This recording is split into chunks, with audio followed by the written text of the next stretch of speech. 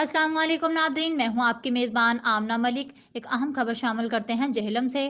مریم نواز نے شہید کانسٹیبل کمال احمد کی اہلیہ کی وزیر اعظم شہباز شریف سے فون پر بات کروائی۔ مزید جانتے ہیں اس ویڈیو میں۔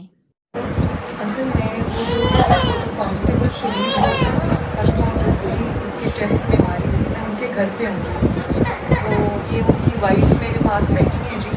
تو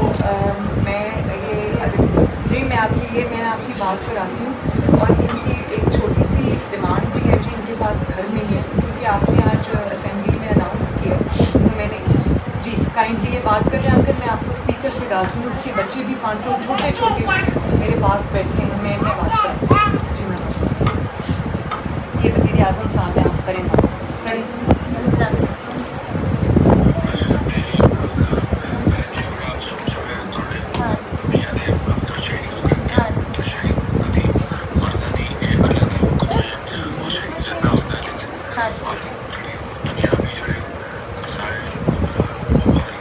ہاں جی، ہمیں تو بس انصاف چاہیے